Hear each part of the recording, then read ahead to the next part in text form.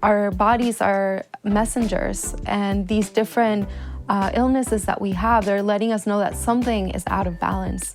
And for that, there's always something on the earth that, plants or different things that we can do to bring ourselves back into that harmony. Are so many of us sick today in society because we're so disconnected from nature?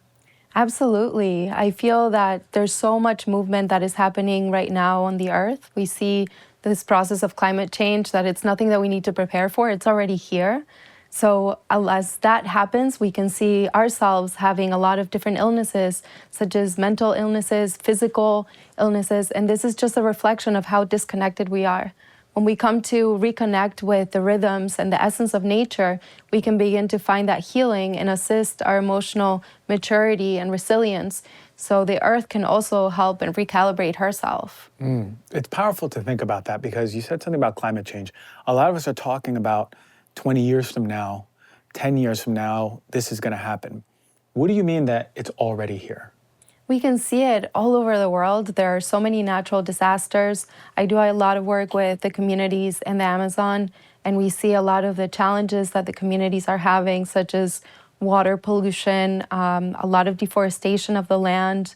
The rivers are beginning to dry up, and this is just a symptom of what we've been supposedly preparing for, but again, it's already here. We're seeing it come to life. So what do you mean then we need to recalibrate as Earth is recalibrating? What does a recalibration even look like for us as human beings? It's a great question. So the Earth goes through cycles, and many generations ago, it went through a cycle similar to this. And when we are not moving in rhythms of nature, seeing the different movements of the seasons, the day, understanding a lot of these ancient technologies of calendars that different communities work with, those are technologies that guide us to come back to understanding how the earth is moving. So as she is going through this process of change, just like when we begin a new chapter, a new experience, we have to find our rituals, our habits. And in that same way, as she's going through these changes, we ourselves are influenced by it. And if we're not consciously aware of that, it's going to create a shock in the system. So this emotional resilience, this emotional maturity is just understanding how these changes are influencing us directly, and what is the environment that we need to cultivate harmony for ourselves. This is powerful to think about, because what you're saying and implying is that we as human beings are so in touch with nature that the rhythms of nature mirror the rhythms of us. They don't even mirror, they are us. So how do we know in our bodies that we're so out of rhythm and we need recalibration? This is a beautiful question. I've had psoriasis since I was 15, and for a long time it was difficult for me to come into terms that this was a message from my body, and I tried to fight it and use all these different creams and all these different ways. And after a while, I realized, my body's telling me something. So can I tune in and listen? And it's helped me maintain a healthy lifestyle through all of my teens, which is not always easy, when you're 16, 17, trying to find your way in the world. And it also helped me understand when my body's out of harmony, I would have, breakouts. And this is just a sign, you need to come back to your rituals. You need to come back to your healthier habits. So I feel that our bodies are messengers, and these different illnesses that we have, they're letting us know that something is out of balance. And for that, there's always something on the earth that, plants or different things that we can do to bring ourselves back into that harmony. It's funny when you say something like psoriasis, that is a visible manifestation that your body's talking to you, telling you, you are out of rhythm. And it's interesting this morning, right? And I do this as part of my morning rituals about getting in the body. So I put my hands on different parts of my body, from my root to my stomach to my heart to my throat, right? Especially there, those points being really important to get in my body. And then I'll meditate and get into my ethereal third eye, all that other stuff that we talk about. But getting in my body, it's interesting when I keep my hand over one spot and I actually feel the weight of my hand there. And then I feel that part of my body supporting the weight of my hand. And I start bringing my consciousness right to that spot. I'll start getting images or hearing phrases. And I'll be like, what was that? It's sort of like when you're tuning a TV and it's like, and then it's like, oh, the Yankees win by 5. And then you keep changing and changing. And when I think about it, it is the way the body talks. And the body talks for me, not through blatant, direct clues, but through symbolism, just like dreams. We have images that sort of make sense, but whatever they mean to us is what the body's communicating. So it's interesting, I'll be at my heart and I'll see myself hugging, or I'll hear a hug, and I'll be like, but who do I need to hug? And then I'm like, oh shit, that's me. I just need to hug myself. And I know it's a little cheesy, but it's really powerful because it's exactly what your body needs. So this is what I try to tell people, is connecting to the body is an essential way, because now you listen to the whispers before something like psoriasis outbreaks, or before the eczema outbreaks, or your gut issues come back, or your throat, your thyroid starts coming. You see what I mean? It's like there's a whisper before it's a yell. We in humanity go, oh shoot, it's yelling at me. And then even better, we go to the doctor and get medicine to shut up the yells instead of listening to the yells. So it's really powerful how the body's communicating. And you and I both share this psoriasis story.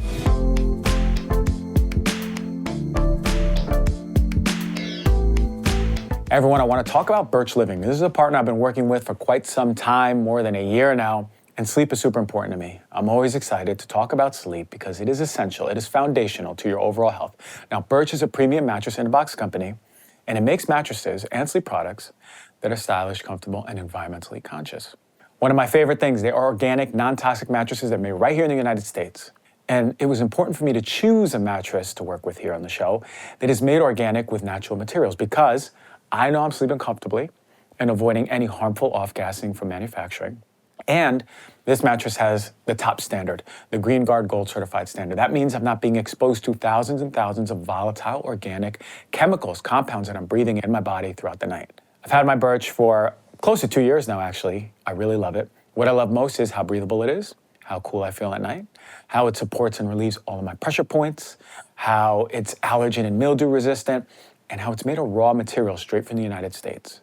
So with your Birch mattress, you're gonna get a 100-night sleep trial with a 25-year warranty, but if it makes you nervous to buy something that you ain't ever tried, you get more than 3 months to make sure that you love it. If you don't, they're gonna come pick it up from you for a full refund. The best part is that Birch mattress delivers right to your door, free within the United States. And it comes rolled up in a box, super easy to set up yourself. So I love my Birch mattress. I really, really, really think you will too. If you're looking for a new bed, check out Birch. You can click the link below. Go to birchliving.com/heal-thyself to get $400 off of your mattress and 2 free pillows.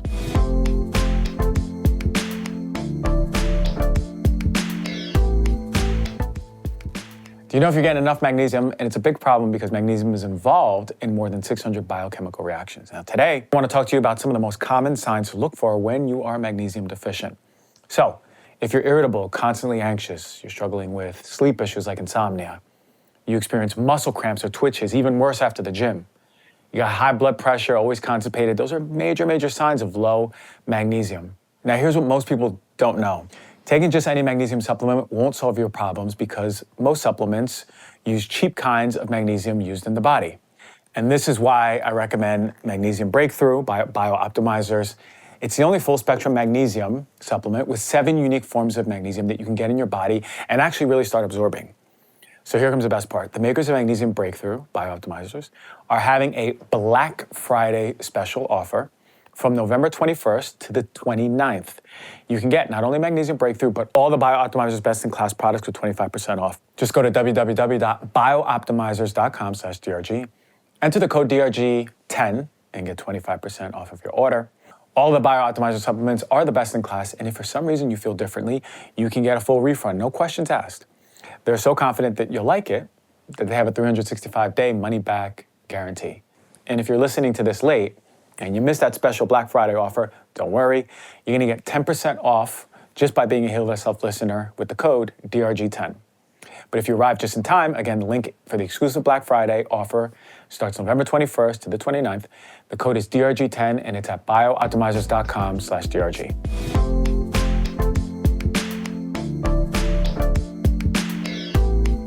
I remember when we were in the Amazon, there was plants, special plants that were made by the Indigenous for us for psoriasis, and it's been really helping you.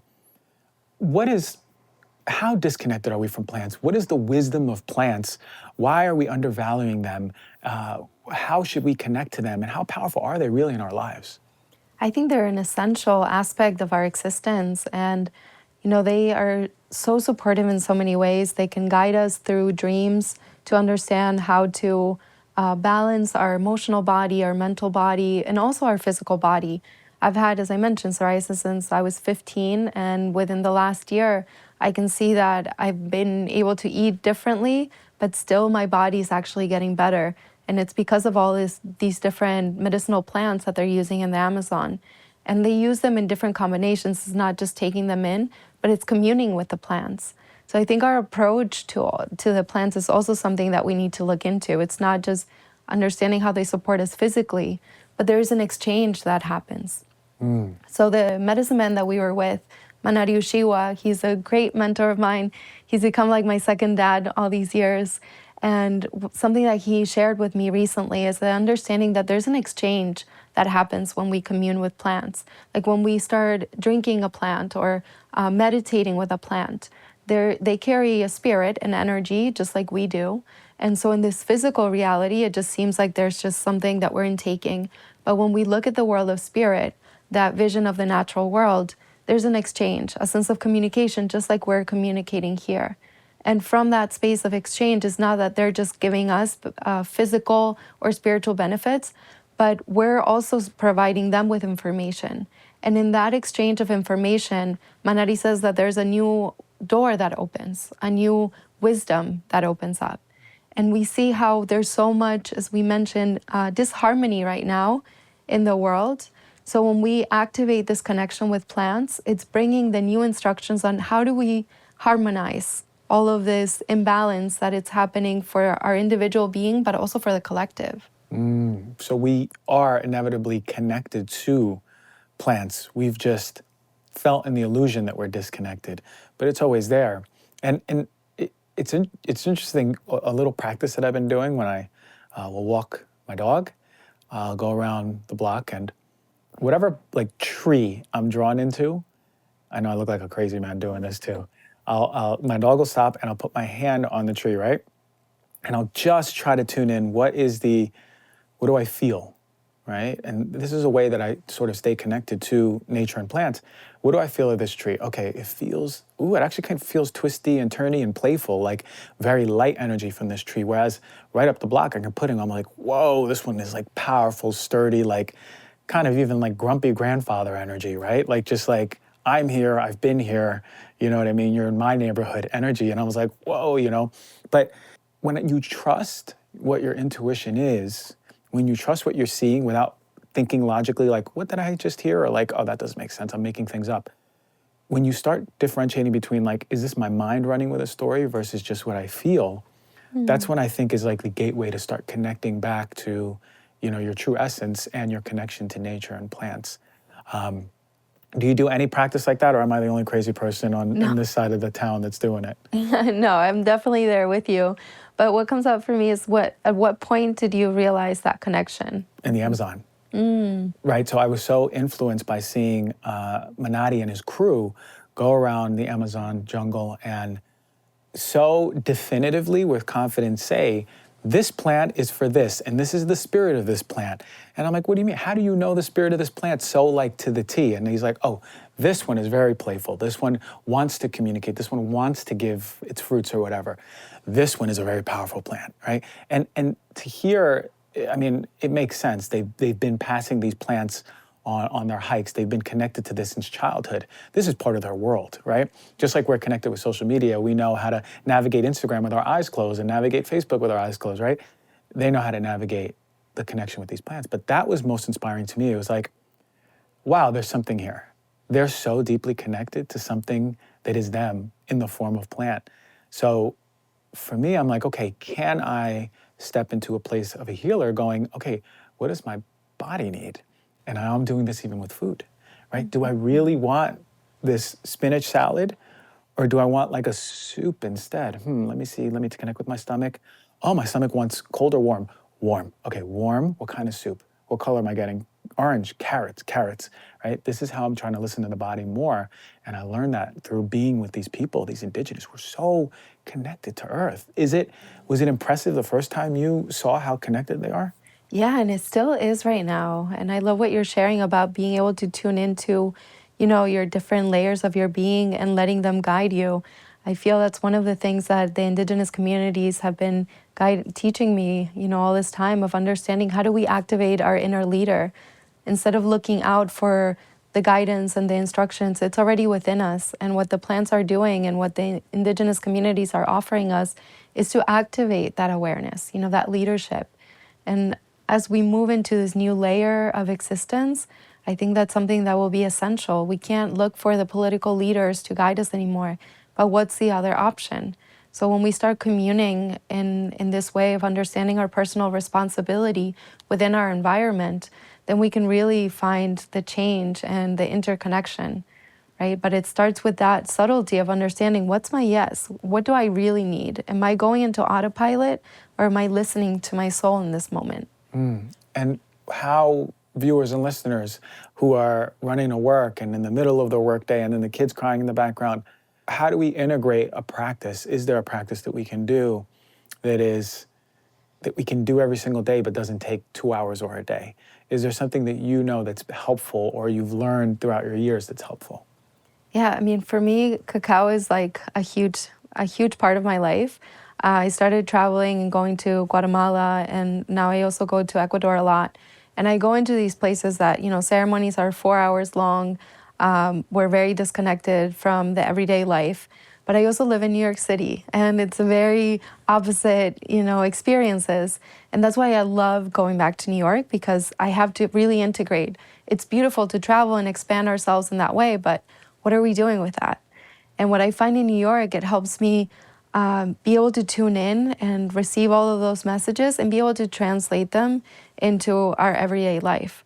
So when I'm back in New York, I work a lot with plants like cacao. I also work with guayusa, which is a plant that comes from the Amazon of Ecuador. I work with tobacco, when somebody hears it for the first time that may not understand the indigenous ways, it's like, isn't that like poisonous, or isn't it bad for you? But almost every indigenous culture has a relationship with tobacco, not the way that modern society consumes it, but in its natural form. It's a plant, and it brings a lot of harmony to the body. So I don't smoke it, but I commune with the plant. Now, if somebody doesn't have access to any of these plants, we have something very powerful, which is our breath. And just like the practice that you were sharing of like feeling into the body, right? Like, where am I feeling this? Where am I feeling, if there's anger, where am I feeling it? What is causing that, right? What is the root? Because that's just a symptom. So I feel like just getting to know our breath, and if we have a moment to, maybe it's not cacao or tobacco or guayusa that's calling you, but maybe it's a cup of chamomile tea, and just taking a moment to say, thank you for this warmth, thank you for the benefits that you're offering my body, physically, emotionally, and mental. Because another beautiful teaching that I've learned from the indigenous communities is the aspect of gratitude. Just the simplicity of saying thank you allows us to open a new awareness, a new perspective of seeing the world in a different way. And it's funny because it's all over. I bet you even ancient cultures were talking about gratitude because it completely shifts your frequency in your whole day. But I like what you said about the chamomile tea, and this is why it sticks with me, because something that chamomile has its benefits. We know that it can help the body, but it can even be a cup of warm water with a little lemon, right? It doesn't even have to have any herbs or spices. I think the intentionality breeds the space for the connection, right? If you make a cup of tea that's warm with a little lemon, ceremonial for you, right? That means you're sitting down. That means your phone is across the room. That means the TV is off. That means it's quiet. That means the next 8 minutes that you're going to drink this is for you and no one else. That really opens the space to be like, oh, okay, my body, what do I want? Do I even want to do that today? God, this tea's good. Let me feel it going down my body. Ooh, my body feels good. Wait a minute. No, it doesn't feel good. I'm a little bit angry. See, it's like that space is the power of it. For me, it's like so much less all of the fancy stuff, and you just take time for yourself in a ceremony. So for me, it's like, what what ritual or ceremony can you do for yourself every single day to create the space to just shut everything up? Yeah, and that reminds me, one other thing that I've been doing since I got back from my last trip to the Amazon is sitting outside. I mean, I am in New York. It still hasn't been that cold, but it does get chilly there. And we don't always get the sun, but even on those cloudy days, I sit before I grab my phone and look at Instagram, I sit there for at least 5 to 10 minutes. And that just changes my whole approach to the day because I'm not playing the catch up, but I'm actually receiving the day from this tranquility space where I'm allowing myself to receive rather than trying to force things to happen. And it's such a simple thing of just sitting outside on the balcony, or even if we don't have, if we're in a city and we don't have a backyard, just going outside and going for a walk around the block. That's what I do. So I'll walk the dog and I'll make a warm drink. And I'm like totally in my world, connected. I'm like, yeah, I feel so good. And then the dog's just like barking at a golden retriever across the street, breaking it. So that's me finding peace in the madness too. But yeah, it's going back to the rituals. Now you mentioned cacao. A lot of people are confused about cacao because when you say cacao, before I experienced cacao, I was thinking, okay, yeah, I'll go to Whole Foods right now. I can get a cup of cacao right now. I've had cacao. I mean, like, it's not, I feel it, but I don't feel it. Is there a difference in the spectrum of cacao? And what are the medicinal benefits of consuming cacao? Yeah, this is a great question. So I studied and worked with the indigenous communities from Guatemala. There's 22 Mayan ethnic groups, and I worked with the Mayan Sutujil, which have been known since the beginning of time to be working with cacao as a sacred plant. So they commune with the plant. What that means is, drinking it, but also giving it as an offering to the land and sitting in rituals and ceremonies and allowing the process of drinking the plant to physically open us to the connection to spirit, to the natural world. And we can see in almost every culture, there's some sort of way that cacao has been introduced. But before it was introduced as something that we indulge in, although cacao comes from the Amazon through the trading system, it moved up to Mesoamerica, where the Aztecs, the Olmecs, the Toltecs, and the Mayas, they've used cacao in this way, in a ritualistic way. And there are many ways of connecting with the plant. I find that drinking it is the best way. But yeah, we see a lot of cacao powder or cocoa powder and all of these different ways of consuming the plant. Ceremonial cacao, it's semi-new to our society. But I always think of it when people try to tell me what's the difference between ceremonial cacao and regular cacao. Our ancestors didn't have to label our food organic. It just came from the land, and it was, usually harvested in a agroforestry, biodiversity land, meaning there was different plants that were growing there. There were no use of pesticides or chemicals, and so they knew that it would be good for you. As we begin to manipulate the land and the soil and the seeds, we've had to understand different categories for the way that we eat our food. Cacao is one of the crops that have also been manipulated. It's actually a fruit. Some people may not know that, but it's a fruit. And there are different types of cacao. We now, of course, have genetically engineered cacao. One of them is CCN51, which is grown a lot in Ecuador, and it's starting to be introduced in other parts of the world. So I think it's like the basic question is understanding where is your cacao coming from and what is the quality of the harvest. That's one of the main things. Because if you're growing it in a monocrop system, that means that there's no diversity on the land and it's affecting the soil, and it will affect the benefits that the cacao has. But it's also affecting the land. So a beautiful teaching that the plants give us is that, again, we're so connected to nature. So if we are being influenced, so will the earth. And ceremonial cacao has incredible benefits. I mean, I really think cacao can save the world. How so? Tell me. Well, it actually touches on every aspect of our human experience. It influences the soil, so it teaches us to work with regenerative practices. So there's a regeneration of the land, and that's essential right now for the world. It affects our economic system and the way that import-export happens in different countries.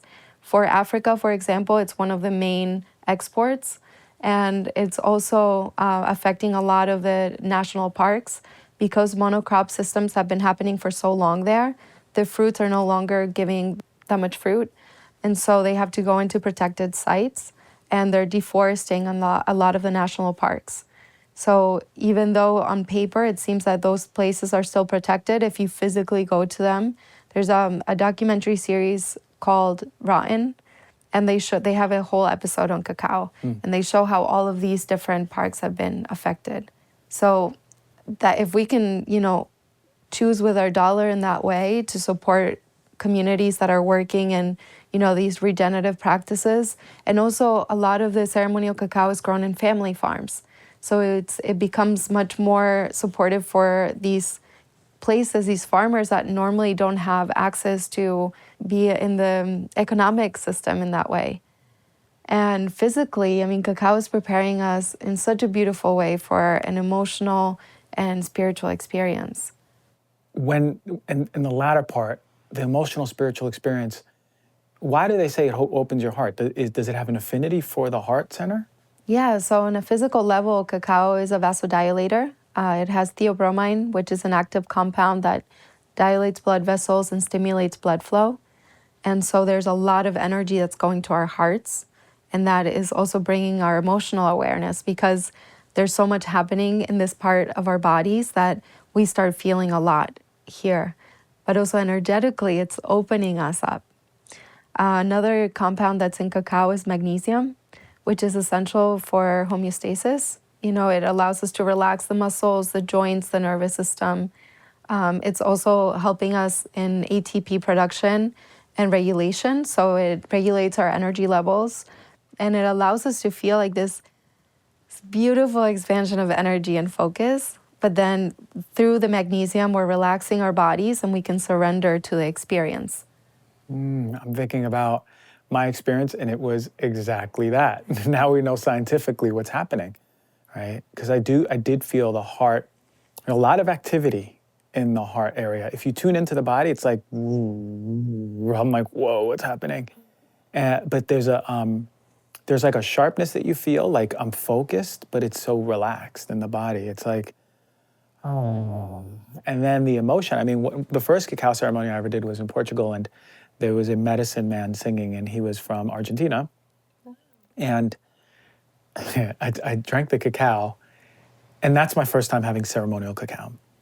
And I drank the cacao, and even before we drank it, he had us put it to our head and say the things that we're grateful for. I mentioned this to you a while ago. And then we drank it, and I remember he started playing. As soon as it's funny because people were drinking at different times. As soon as I drank it, he started playing, and I was like, oh, interesting. Like everything's synchronous, and then he started playing it. And I felt this flood of emotion because the music that he was playing felt very ancestral. So it was like there was a buzzing happening through my body. It was like, yes. And I asked him, like, this is the music from the Andean mountains, right? And I was like, he's like, yeah. And it was, I felt it. It was like all through my body. And then I was like, am I gonna cry? I was like, do I feel? And then I just felt like my eyes started watering because it was such appreciation for something so beautiful. And the irony is that like we're always surrounded by art. It doesn't have to just be music. And something like cacao, or we can even do once a week, taking time for us and then appreciating what's around us, it opens up that space for tying it back, gratitude. It's like, I'm just grateful that this guy's over here playing music that is so beautiful, I'm like, I'm grateful for me, my heart's open. I'm grateful to be here. And gratitude, coming back to that, is like, that frequency for me can open up everything.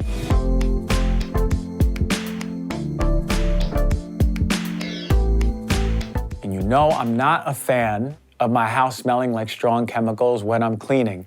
I prefer human-safe, non-toxic, sustainable, and clean ingredients. When I'm cleaning the surfaces of my home, Branch Basics offers this at a cost-effective rate. Branch Basics products are non-toxic, hypoallergenic, free of fragrance, hormone disruptors, and harmful preservatives. The cleaning products are perfect for babies or pets in the house.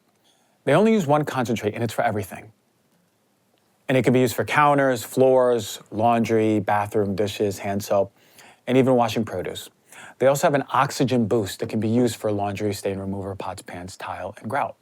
They're sustainable brand because you only need to purchase one of the bottles. And you can choose between the aesthetic glass or plastic bottles that look much nicer than your ordinary cleaning supplies. And once you run out, all you have to do is repurchase the concentrate or the oxygen boost and refill the bottles that you already had.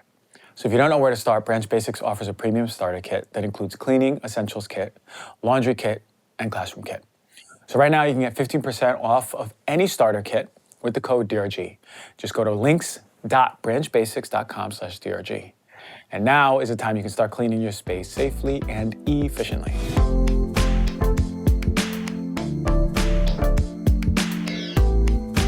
Do you have a gratitude practice? I do. This gratitude, I think, is so important. Before I go into my personal one of the elders that I worked with, he recently transcended about a year and a half ago, but he was Tata Pedro Cruz, who's an elder from the Mayan tradition. He would wake up as the sun rose every day and would give his offering to the sacred fire. For the Mayan tradition, the fire is like the channel of communication between this physical world and the other side, the natural world. And he would give his offerings and give thank you to the day. So in the Maya tradition, every day, there's a different energy that moves through the collective. That's why I call it a technology, because it's assisting us in understand to have this access to the natural world. So for example, today is the energy of E, as we're having this conversation, which is about the sacred path. So he would say thank you and give offerings to the fire. Thank you for the day, for the sun, for the moon, for these things that are all around us. And when we say thank you, we open ourselves to acknowledge them and to bring them into our experience. So from that, I've learned a lot about sacred reciprocity. When I go to a new place, for example, I always have these different offerings as a symbol, usually plants, as a symbol of saying thank you to the land and asking the people. So every place that we are on, they carry guardians, right? Like people who have lived before us that communed with the land and tended to the land. So one of my regular practices is going to a new place and giving offerings and saying thank you. But then also on my own, I'd love to just write 3 things I'm grateful for, 5 things I'm grateful for each day. Easy. Yeah. Right? You don't need to wake up at 5 in the morning, although that's really cool to start a little fire and do a little offering. I think about when I was in Topanga living, it's funny, your surroundings play to your capability to do all of these even further rituals. Because for me, I had all of these plants and trees, a giant sequoia was right in my front yard. And Topanga's a mountain around here. And I come out and I would put my hands on the ground and then just like close my eyes, and I wouldn't do anything more than just saying what I'm grateful for and doing my own offering, just like bowing to each and every one of the trees in my front yard, right? Because they saw me every day doing my rituals, and I put my feet on the ground. Now that I don't live surrounded by all those trees, I live right in Venice, which is a little more city-like or more concrete. I do it in the shower. I'll be in the shower and I'll be like, okay, I am grateful for, and then I'll think about, this is my end of the day shower before bed, all the things that I did, all the things that I was blessed with today, right? Just small stuff. I'm really grateful that Uber driver was just really cool. We had a nice conversation. I mean, I'm grateful. I'm also grateful for the way that I showed up today, and like the way I showed up on the podcast and all that information. And it's funny because like I'm grateful for the things around me, and then it always comes back to it. I'm grateful for parts of myself that I showed up that I'm proud of. What a gift it is to just come back to yourself at the end of the day, whether you write it, whether you say it out loud. It's like a reminder that you're pretty cool. You're all right. You're doing pretty damn good, right? Yes, you are. And you are too, but it's beautiful. You've been in these communities that have been around for so long, that are so connected and that are so wise, right? I did my show just on the Indigenous when I came back from Ecuador to talk about what I saw and what I learned from them.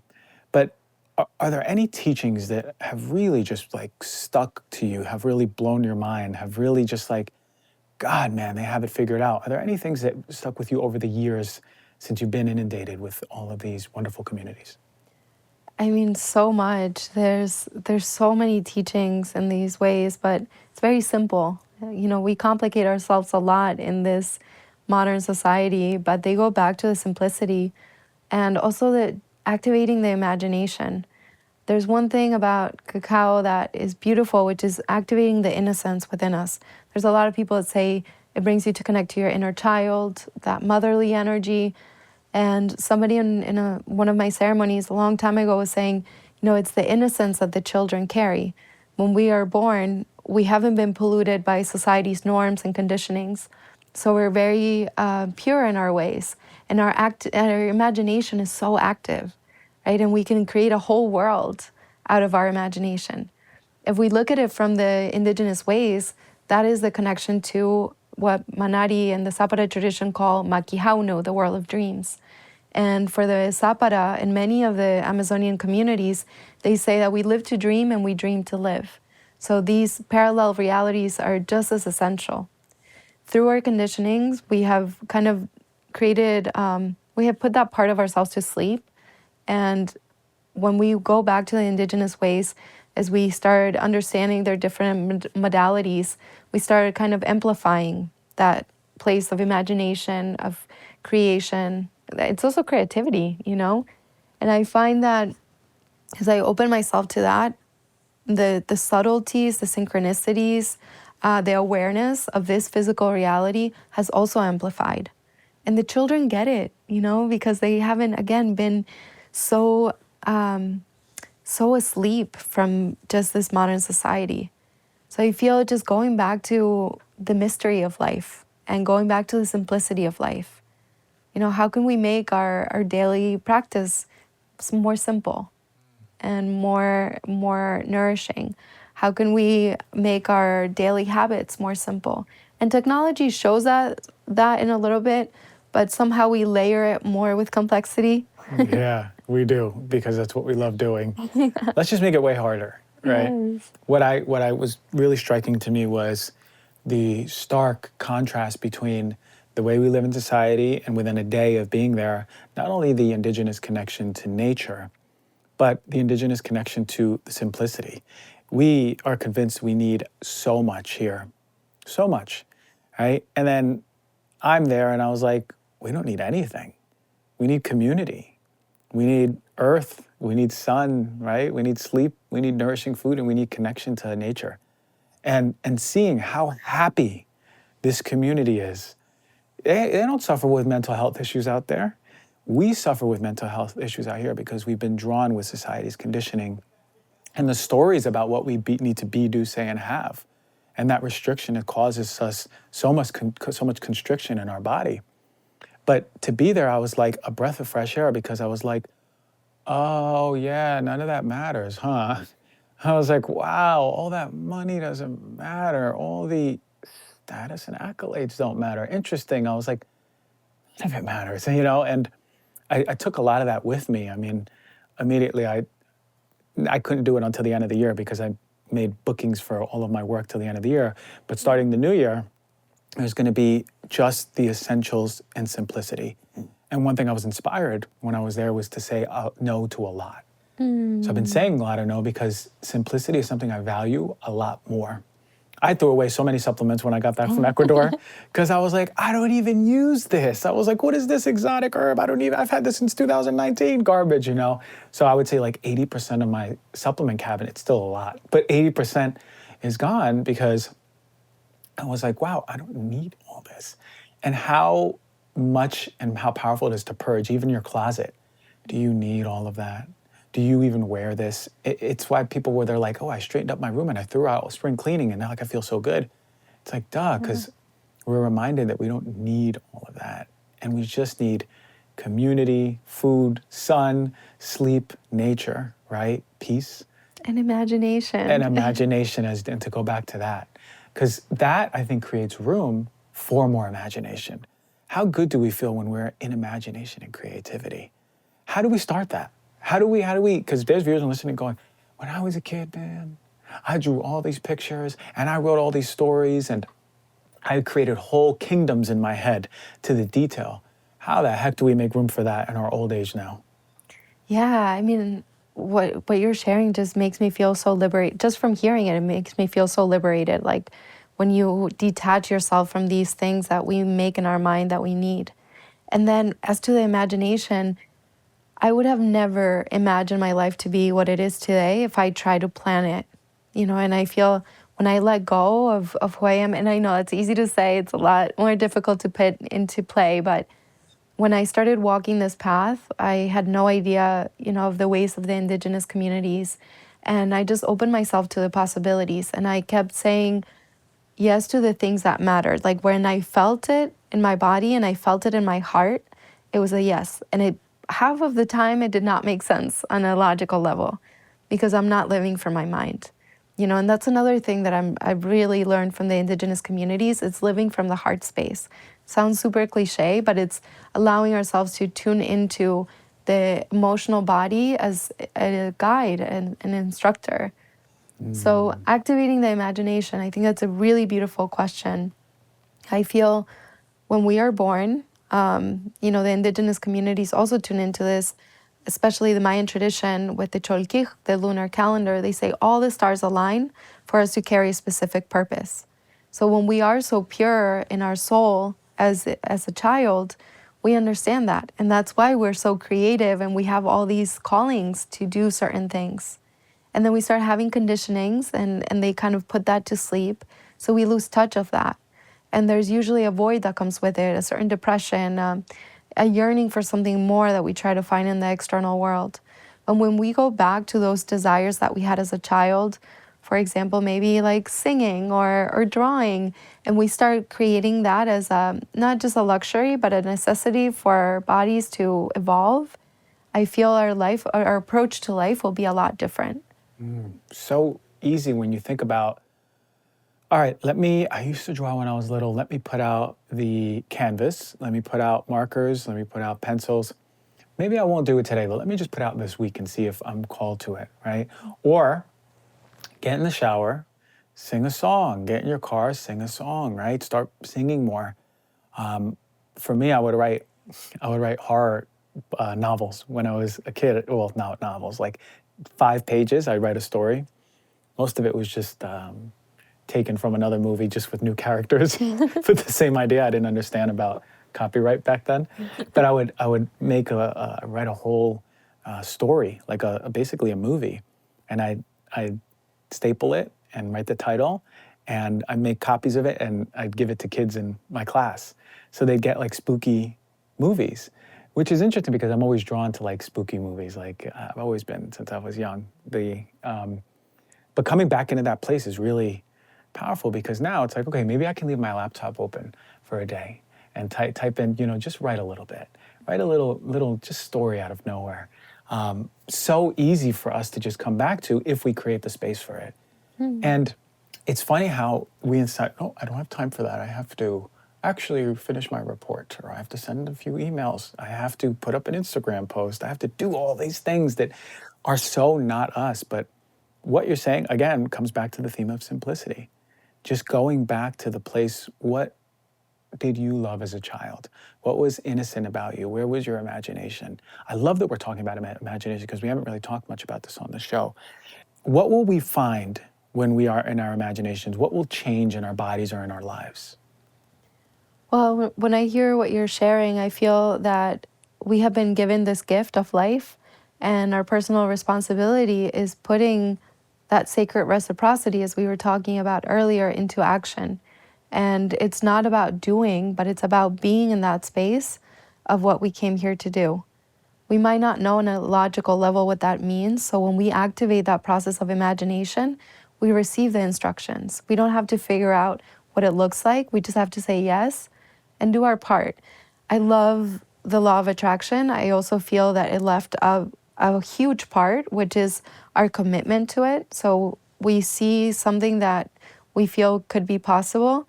We have to put our part and say, I show up with consistency every day to do this, and not to force it, but to put in my little weaving, right, of the process, and then trusting that it's also being worked on the other side. So I feel when I started working with Cacao, I was working at a restaurant. I was into wellness and I was a yoga instructor, but I wasn't doing any of that as work. You know, it was something that I left to the side. I used to be terrified of public speaking, and I would start sweating. I remember in high school when I had to talk. So doing ceremonies was like way out of the question. But I remember like feeling so called when I had my first cacao ceremony, and I just felt at home for the first time. I was very far from Argentina, which is where I was born, very far from the United States, which is where I grew up. I was in the middle of Guatemala, middle of nowhere. I didn't know anyone there, but I was home. I was home in my body in my temple for the first time in a very long time. And I knew that that was something that I wanted to come back to. And I knew it didn't have to be a physical location. And when I felt that, I realized we're not given the opportunity to imagine this into reality, you know, and it's not one way. I have people all the time asking me like I want to serve cacao. Like, how do I do it? Where do I go? I have done so many different things that train me to be where I am today, and it will be very different for the next person.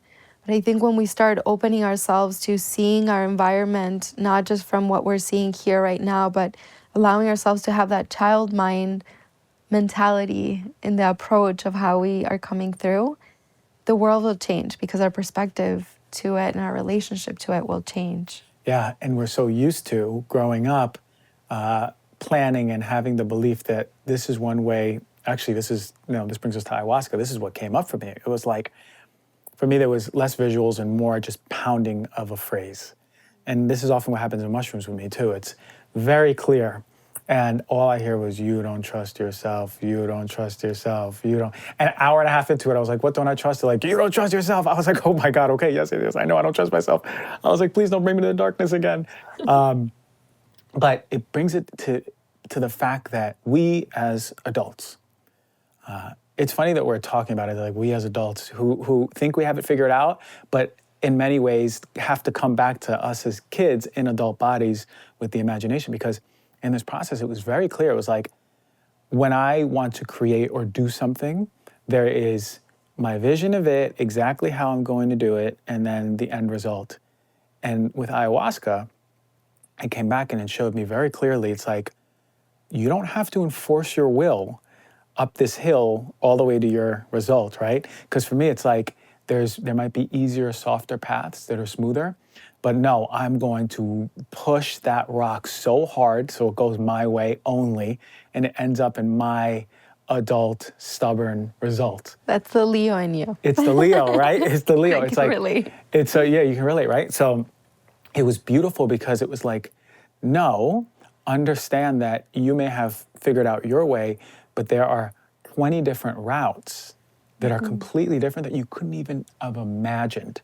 You could meet someone in a completely different industry whose brother works in the same exact result that you want to create. You see, it's like interesting because I saw that there was webbing, not just one path, but webbing around it. So coming back to the imagination part, coming back to the simplicity, coming back to the surrender, it's like, what do you want to create?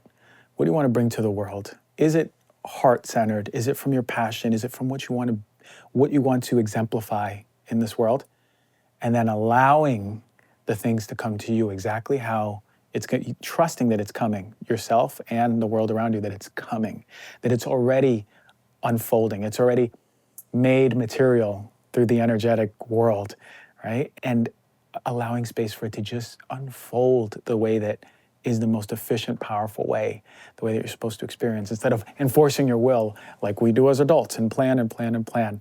So that was probably the biggest teaching. Have you ever had a teaching like that with ayahuasca, or was it just me in the corner going through my experience, if you remember? Yeah, no, I mean, so much is coming up when you share this. I feel one is how the plants communicate. You know, that was a beautiful example of we can't have a conversation with them in the way that we're having here now, but it doesn't mean that they're not communicating with us.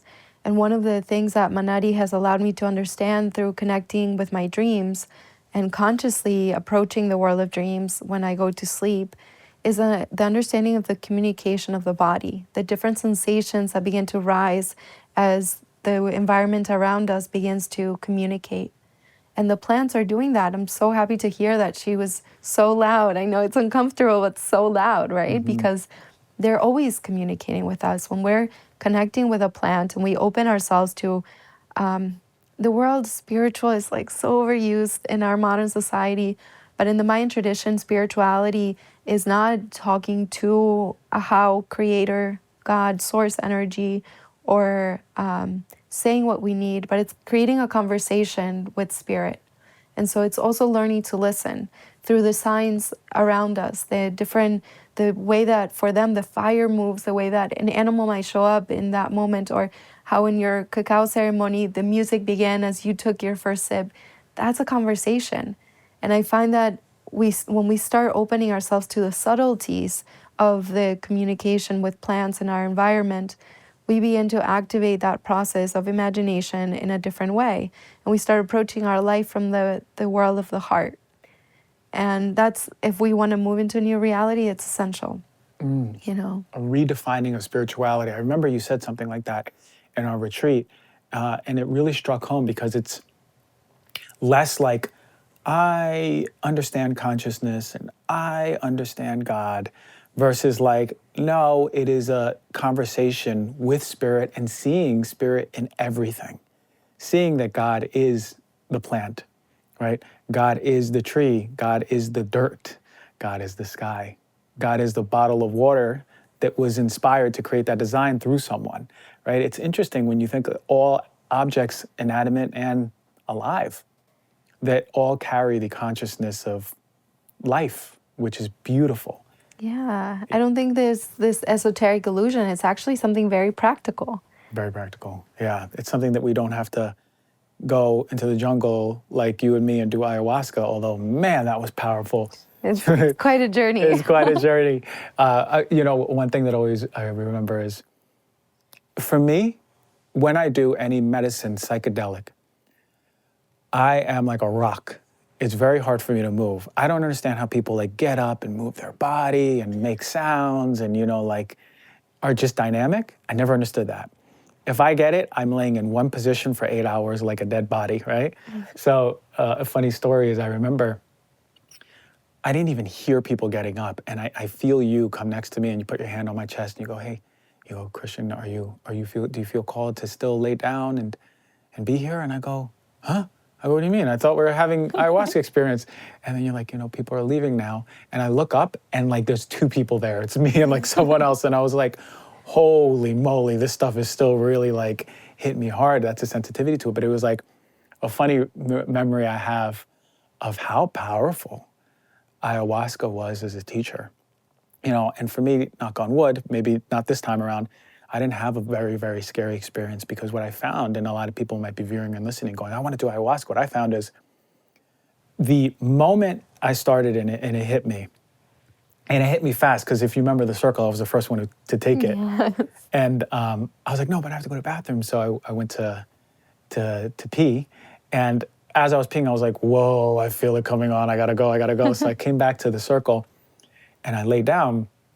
And as soon as I felt it coming on, there's always that little bit of panic. And for me, or a lot of people, when they take psychedelics, I hear the same thing. It's like, oh, my ego, I want to hold on. I can't control this. Do I want to go back? Do I want to do this? What did I sign up for?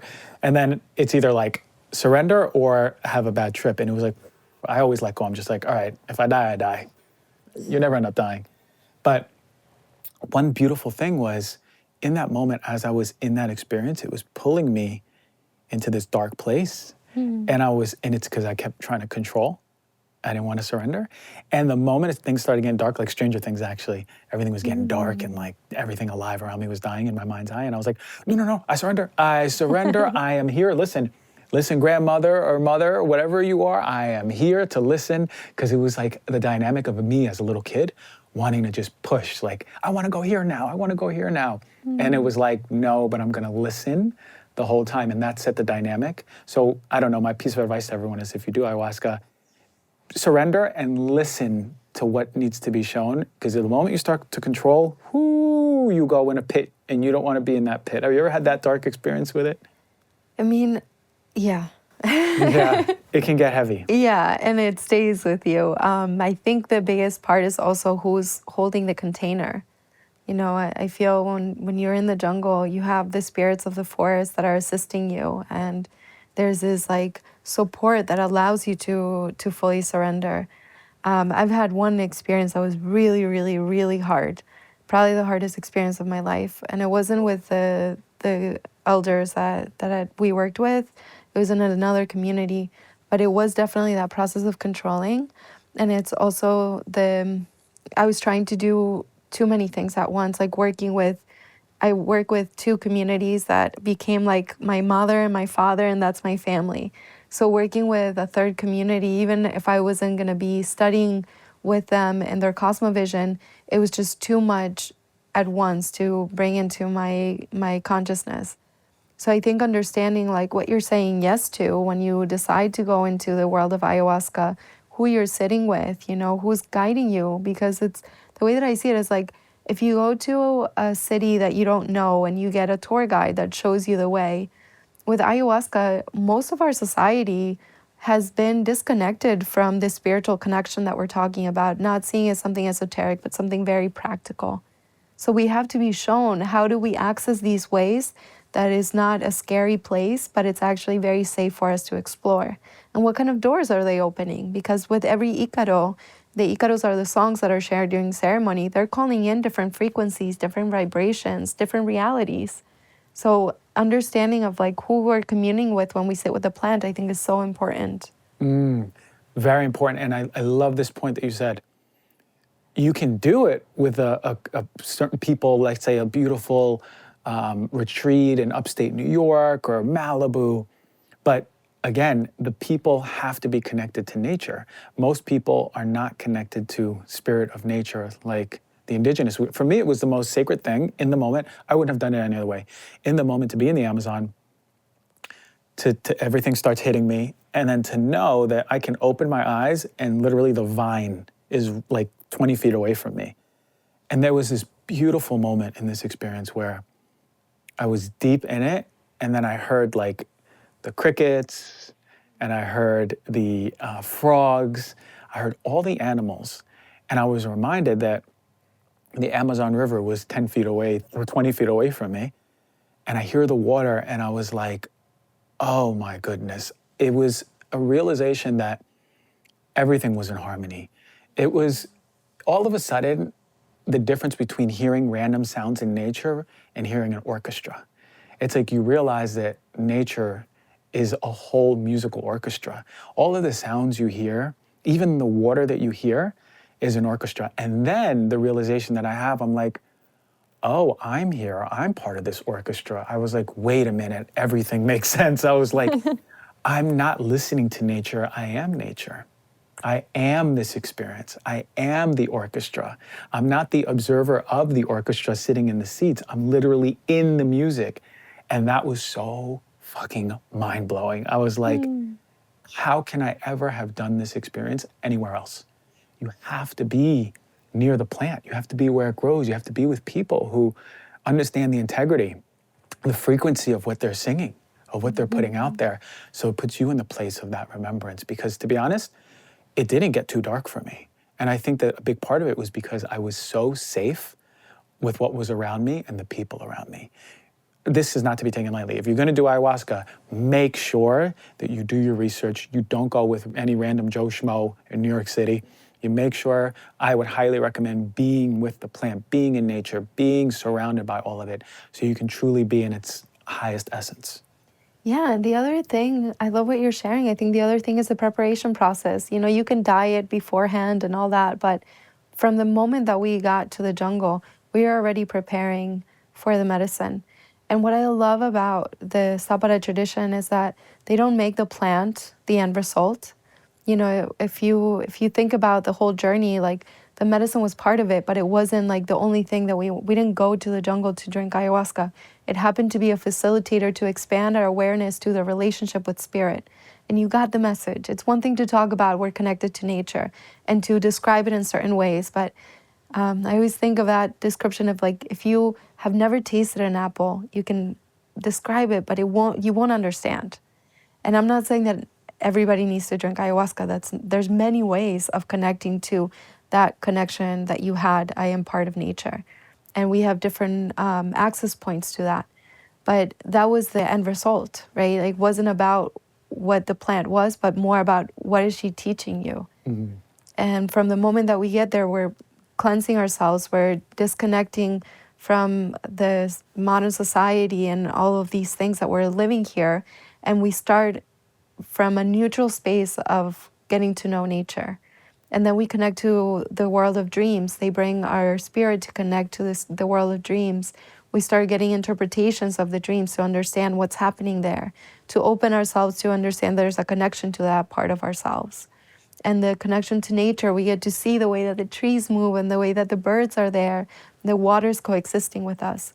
So all of these pieces allow us to, when we arrive to the medicine, we're fully present. That's what it felt like.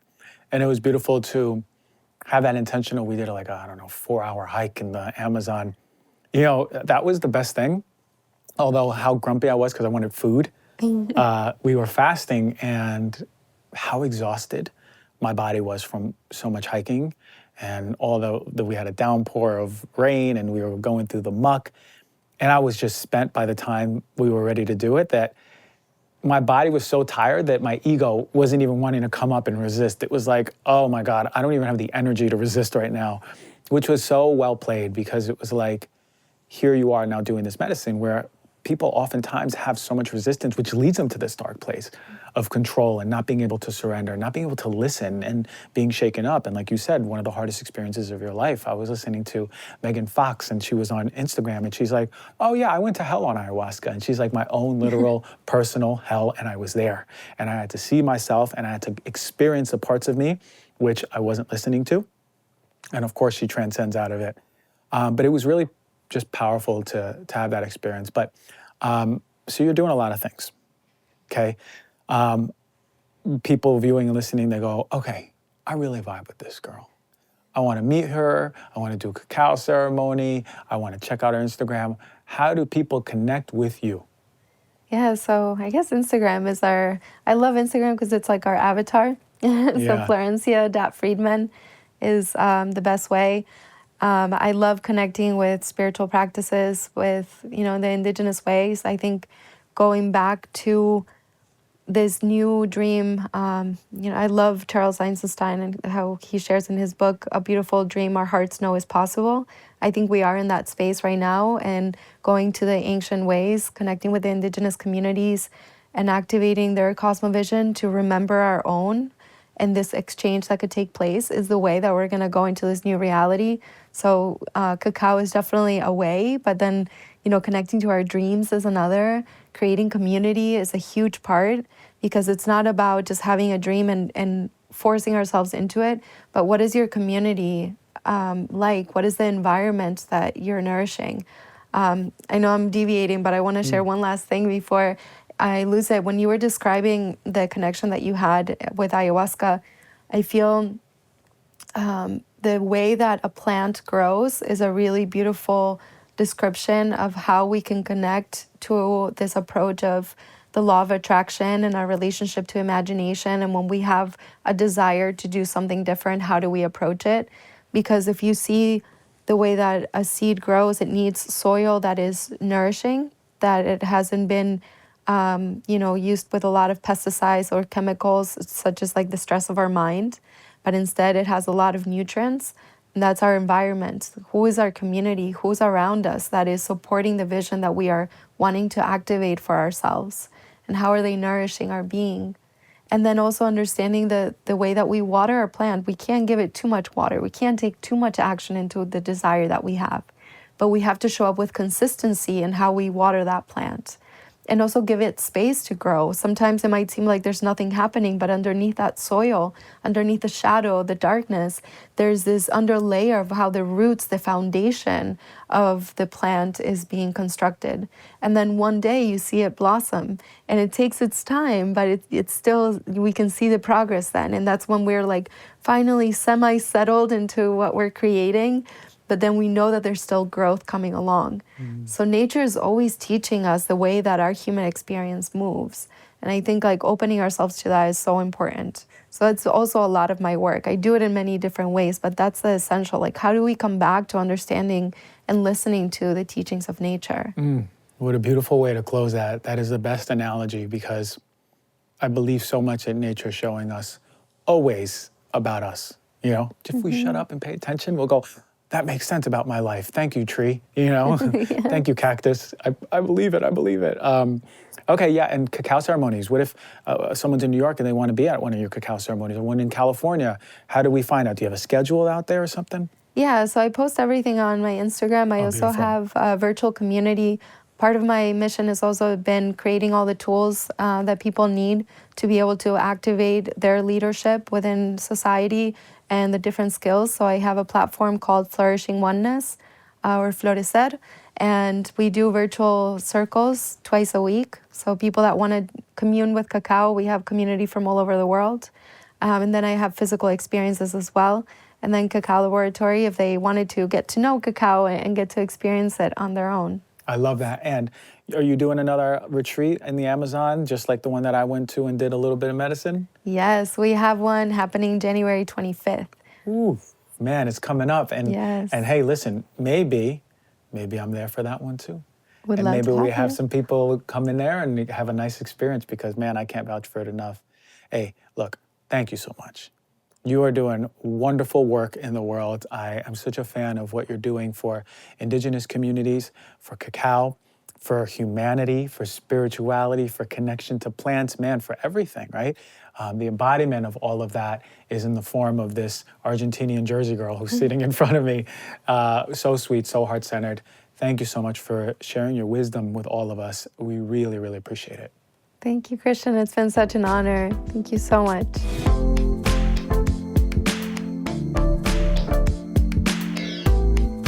All right, the merch has been live for a while now. People are loving it. A lot of hot items are selling, and we know the holidays are coming up. If you or your loved one, love Heal Thyself, want to represent all of the merch, all the swag here, look, check this out. We got the brown corduroy hat, one of my favorite ones. I'm about to take this home after the show and wear it. This is one of the hottest selling ones here, the army green Heal Thyself with the heart right on your heart space.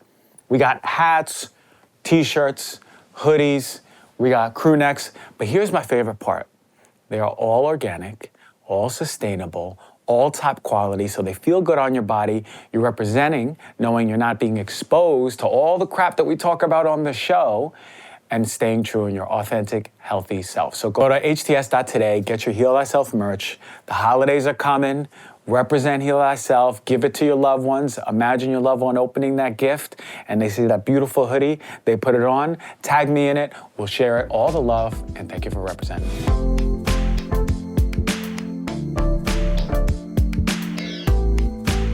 All right, you got two bean-shaped organs right in your back, lower back, and they are fascinating and they are incredible. They are some of your hardest working organs, and we forget to give them love. They filter the blood, but not only that, they help create red blood cells, they help keep our bones strong, they help balance blood pressure. You know, the kidneys go through 40 to 50 gallons of blood per day in filtration. That's crazy. And then they create urine that's removing waste and excess water. It's going down the ureters, held in the bladder, and right out the urethra when nature's calling. Now, according to the CDC, a lot of people out there are suffering with kidney disease. Chronic kidney disease is very common among US adults. More than 1 in 7 adults have it. It's 15% of US adults. 37 million people are estimated to have chronic kidney disease. And check this out, as many as 9 in 10 adults with kidney disease don't even know that they have it. And 2 in 5 adults have severe kidney disease and don't even know they have it. Now, that's wild, but what do we need to look out for? What are some of the major symptoms, right? And look, if you're suffering with any of these, 1, maybe 2, it doesn't mean your kidneys are falling apart. I promise you that. But if you do recognize some of these things, and it sounds like the picture that you've been suffering with, you gotta go to the doc and get them checked, okay? Nausea, vomiting, decreased energy, poor sleep, your loss of appetite, muscle cramps, swelling in your feet or your ankles around your eyes, dry, itchy skin, shortness of breath, trouble sleeping, urinating either too much or too little, and seeing foam in your urine means you're losing protein. Very important to look at. But why do we develop kidney disease? Well, some of the main risk factors for developing kidney disease are really common in the United States. diabetes, high blood pressure, heart disease, and even a family history of kidney failure. And we know a lot of Americans suffer from these diseases. One of the major reasons why is because we just have a really inflammatory diet. The standard American diet is sad, and it's inflammatory, and it's causing a lot of pressure, increased blood pressure literally, but a lot in the kidneys. You see, the vasculature in the kidneys, right, the filtration system in the kidneys is very delicate. So throughout a lifetime, when it's being insulted over and over and over, what happens is those filtration nets, for lack of better terms, they begin to degrade, they begin to inflame, and they begin to break down.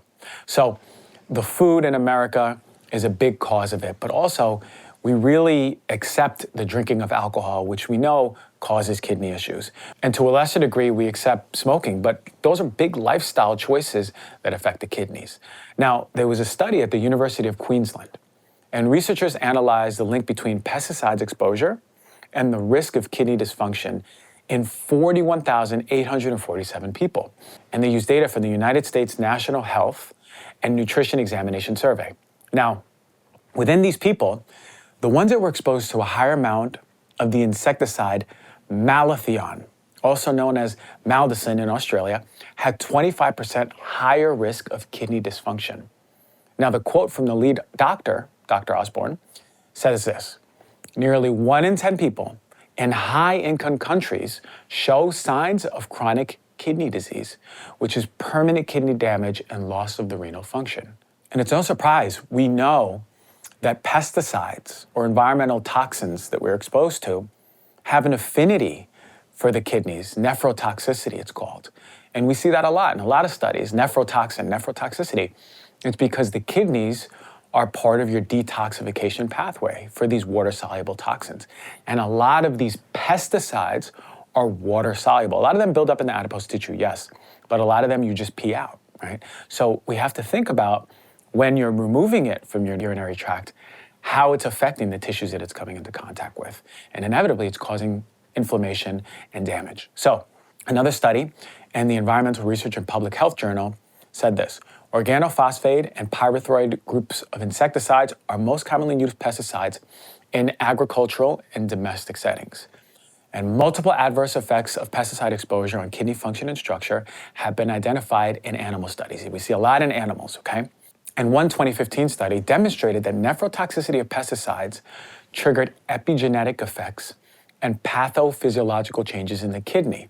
What that means is the more exposure to these nephrotoxic pesticides in these animals, it's literally changing the function of the kidney, the genetic expression of the function of the kidney because of these pesticides causing disruption.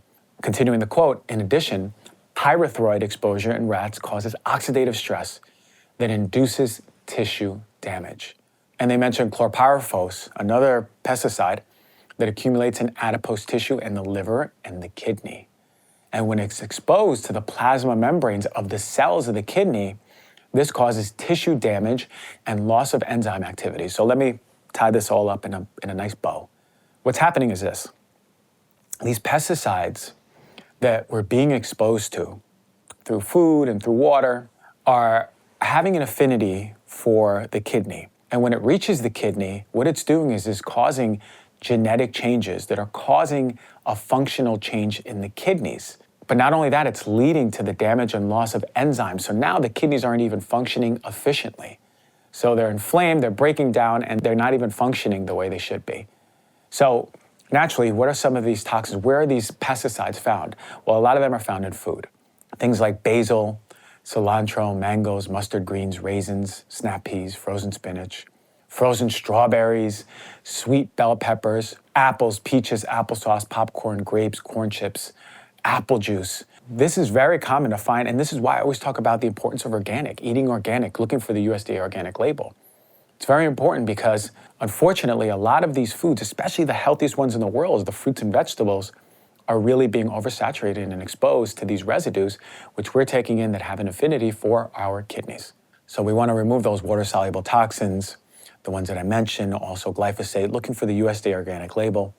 Also avoiding BPA, right? BPA is a big one. We talk about plastic lining, plastic bottles, We talk about receipts, anything that is going in plastic, or think about getting your coffee cup in the morning, right? You go to Starbucks, or you go to Dunkin' Donuts, or you go wherever you go, and you get your coffee, or you get your green tea, or you get your maca. And what happens is they're putting it into what seems like a paper cup, but it's lined, right? And that lining, the styrene, the BPA, it's lined in there. And even if they use a BPA-free cup, I know that the analogs in there are the same thing, if not worse than BPA. But then, even worse, we take the lid that is the soft plastic and we put it on top, and now you have this hot liquid, right? The moment you're drinking it, it's going through the lid and right to your mouth.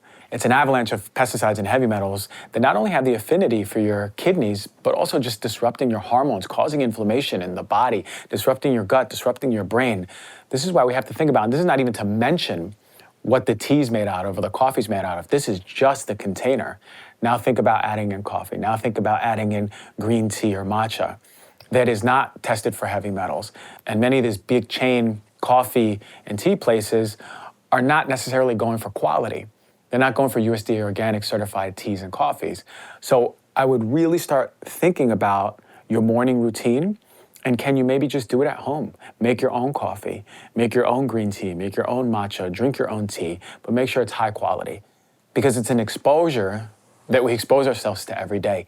And this is how environmental toxins build up in the body. It's an everyday thing, right? One exposure, you pee it out, you poop it out, you're fine. But after a while, when you're continuously exposed, this is how it causes a burden to our kidneys, our liver, our brain, and our whole body. What else do we look for in kidney disease? Heavy metals. Arsenic, found in rice and chicken. Desiccants in cotton. Herbicides, fruit juices, even water. Lead, water, paint, cacao, fruit juices, baby foods, toys, pottery, ceramics, eyeliner, lipstick, even wild game. Mercury, we find these in fish, amalgam fillings, and pesticides also. So let's think about this, because we can't escape everything, but what we can do is look for that USDA organic label. As always, as I mentioned in the beginning of the show, for many, many years, calling companies, especially if you're using something every single day, like a powder, right? Or a supplement, or a tea, or it's something you're being exposed to as part of your ritual, make sure that they're testing for heavy metals, and make sure that it's at least under Proposition 65, because it builds up in the body over time. Very important. All right, what else? Just keeping your kidneys in tip-top shape is essential. You have two, yes, and they work at 200% capacity, and you could survive with one. But with that said, it's very important for your kidneys to get the proper love that they deserve. I've always been fascinated with traditional Chinese medicine's views on kidneys. And they see it as a storage of the substance called Jing. That's your life essence, which transforms into qi and blood. So this is where your life comes from. And kidney essence is critical for growth and development and normal aging. So the way that they view it, traditional Chinese medicine, is that you have to understand that the kidney is the house of life. So giving your kidneys love with the proper food and with the proper supplements or the proper whatever it may be, and removing all the things that are causing distress is essential. So very important when you think about kidneys is removing the standard American diet, removing all of the high sugar foods, high inflammatory processed foods, right? The refined foods, the seed oils, right? Removing as many animal products, especially poor quality ones, from your diet. Things like milk, things like, snack foods like tortillas or breads, and also removing all of the fruits and vegetables that are going to be sprayed conventionally and going for organic. So what do we eat then? All of the high quality organic greens, leafy greens, cruciferous vegetables. If you eat meat, wild fish, grass-fed, grass-finished, always very important for that. Green tea or turmeric, spices are so important. Rosemary, thyme, cayenne, turmeric, right? Walnuts, almond butter, flax seeds, pumpkin seeds. These are beneficial because not only are they going to give your kidney love, but they're moving you away from the standard American diet, and even more importantly, they're helping balance your blood sugar. I did a few shows, listened to the ones with Will Cole. I did one on just metabolic health overall. Very important to understand that our blood sugar and how it is persistently. If it's spiking and falling throughout the day, it's going to have an effect, especially for the kidneys. It's adding a burden to it. Of course, sleep, exercise, we know those. So what about some supplements, right? I would be missing the boat if me as a naturopathic doctor, I don't talk about my favorite supplements for the kidney. But before I do, drinking high quality filtered water all the time. If you're in dehydration, your kidneys are going to suffer. Make sure that you're utilizing high quality filtered water, adding in minerals. Talk to your doctor first. And remember, none of this is medical info. Talk to your doctor first. So some of my favorite supplements for kidney health, magnesium or a mineral supplement. Some of my favorite herbs, horsetail, juniper, chancapiedra, uva ursi, hawthorn, cleavers, and corn silk. All of these are gonna either be a kidney tonic, they're gonna have an affinity for the kidneys to help nourish it, to help repair, to help reduce inflammation, and many of these are gonna be helpful at cleaning out your lymphatic system, which is gonna be working closely with your kidneys. So making sure that you are giving, not only through exercise and movement, maybe you look for a supplement that is helpful for your lymphatic system, as well as helping clean out the kidneys, so everything's going and flowing. Don't hold in your urine. If you gotta pee, go pee. Make sure you drink a lot of water, cleaning it out over and over. Remember, dehydration is the enemy of the kidneys. Standard American diet is the enemy of the kidneys. Drinking, smoking, sedentary lifestyle is all the enemy of the kidneys. You wanna make sure you give it all the love so you have a long, healthy, healthful life. Love the kidneys. That's all the kidney love we're gonna do today. Thank you so much for listening to this Knowledge Bomb.